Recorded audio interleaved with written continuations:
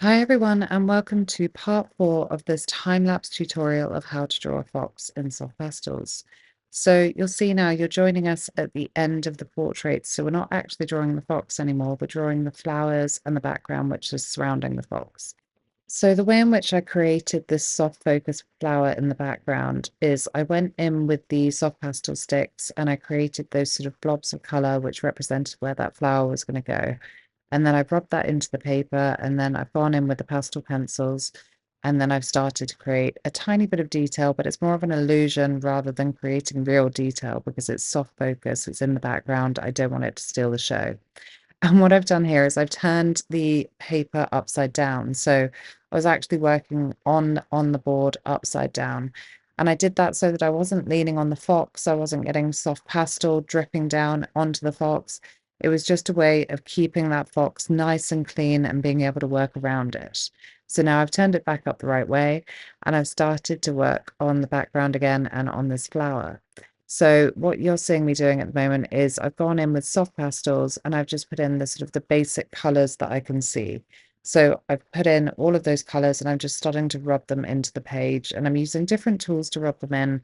And I did this because in the real-time version of this tutorial, I'm sort of talking through how you can use different methods to rub those pastels into the page and how it affects how it looks at the end once you've done that.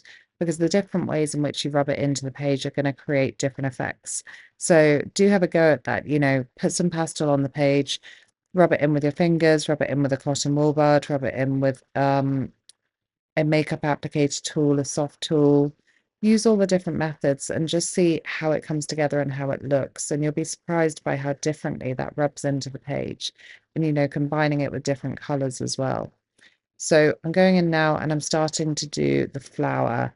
And this will be, it's a very repetitive process. So there's a lot sort of going on, but it's difficult to talk about in a sped up sort of mode. So it's probably easier if you just sort of try and watch what I'm doing. I'm not used to drawing flowers, so this is something that I don't do particularly often, and so I wasn't quite sure how to tackle this. So I decided to go in and just get those sort of outlines of the petals in, and I used the sort of the colors that I was going to be using. So I used the blue for the petals and the greens for the stems, just to give myself a bit of a guide to go on basically. So I could say, well, there's this petal here, there's this flower here, there's this leaf here, just to give me, like I do when I do fur, a guide to follow to say, right, well, this needs to go in this place and this needs to go in this place. And I was working from dark to light, so I was gradually building up those blues. And as you can see, there's purple in there as well. So there's blues, there's purples. There's an element of pink as well, I think. So there's all sorts of beautiful colors in that flower.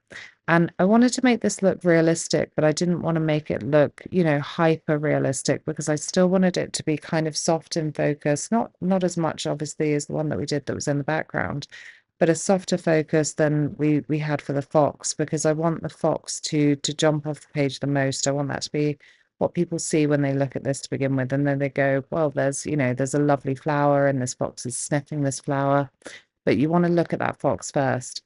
So this was it was realism, but it was not back a notch so that it didn't sort of steal the show. So as you can see, I'm just gradually building up those colors. Again, like I say, I'm going from dark to light, and I'm just gradually building up where those petals are, getting those blues in, getting those purples in, and just starting to sort of get it all working together. And you would have noticed as well that I didn't go in behind this all the way up to the edges with the green. I wanted to leave an element free so that that blue really did sparkle and shine and didn't get, muddied up by the green too much, because I didn't want to have too much of that green in the background to work on top of, because then it wouldn't have shown up as beautifully. I just used a Caran d'Ache pencil, and I think the reason I did that is because there was a bit of green in the background. So using that softer tipped pastel pencil, I was able to get more pastel on the page to sort of cover that and give me a base to work on. So this is coming to an end. If you do want to follow along and draw with me in real time, you can find the real time tutorial on my Patreon channel. This part is around 3 hours.